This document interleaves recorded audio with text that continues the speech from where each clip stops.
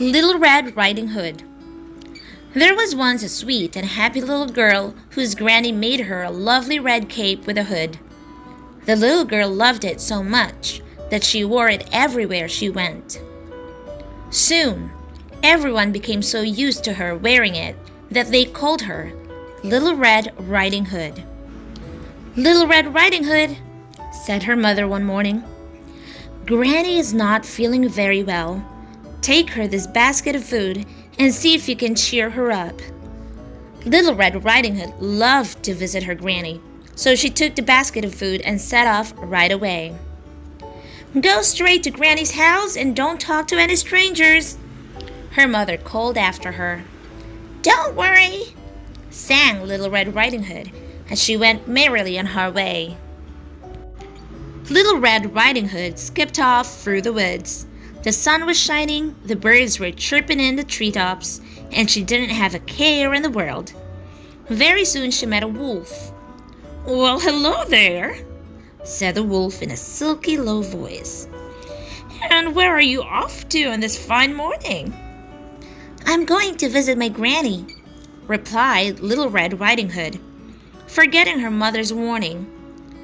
"She's feeling unwell, and I'm taking her this food to make her better." The wolf licked his lips. "Where does your dear old granny live?" asked the wolf. "She lives in a cottage on the other side of the woods," replied Little Red Riding Hood.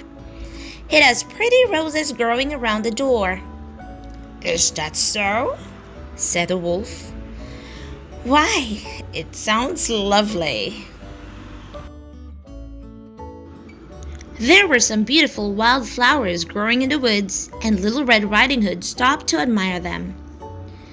"Why don't you pick a pretty posy for your granny?" suggested a wolf. Little Red Riding Hood thought that was a good idea and stooped down to pick some. As she was busy choosing the prettiest flowers, the wolf strolled away down the path. His tummy rumbled loudly. At the end of the path, he saw a cottage with roses growing around the door, just as Little Red Riding Hood had said. The wicked old wolf knocked on the door. "Come right in, my darling," said the grandmother, thinking that it was Little Red Riding Hood. The wolf walked into the cottage. Before the grandmother had a chance to call for help, the wicked creature opened his huge jaws and swallowed her whole. Then he climbed into her bed, pulled the covers up under his chin, and waited. Soon, Little Red Riding Hood reached her granny's house with her basket of food and a beautiful bunch of wildflowers. "Won't Granny be happy to see me?" she thought as she knocked on the door. "Come right in, my darling," replied a strange, croaky voice. "Poor Granny," thought Little Red Riding Hood. "She doesn't sound well at all." Little Red Riding Hood looked in the kitchen, but her granny wasn't there. She looked in the living room, but her granny wasn't there either. Finally, she went into Granny's bedroom, and she gasped in surprise. "Granny!" exclaimed Little Red Riding Hood. "Your ears are absolutely enormous." "All the better to hear you with, my dear," replied a low, silky voice. "And your eyes are as big as saucers," gulped Little Red Riding Hood. "All the better to see you with," replied a rumbling, growly voice. "And your teeth are so pointed," gasped Little Red Riding Hood. "All the better to eat you with," snarled a loud, hungry voice. The wicked old wolf leapt out of bed and gobbled up Little Red Riding Hood in one big gulp.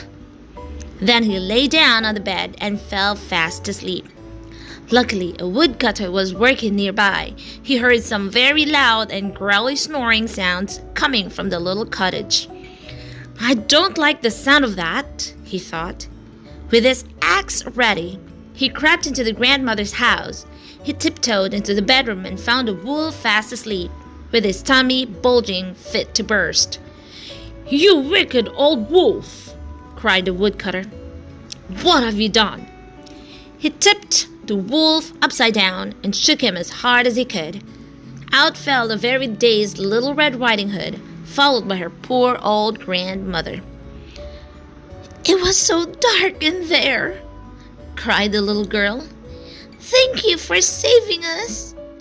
But Little Red Riding Hood's granny was furious. She chased the wolf out of her bedroom, through the cottage, and out into the woods. The woodcutter and Little Red Riding Hood followed close behind her.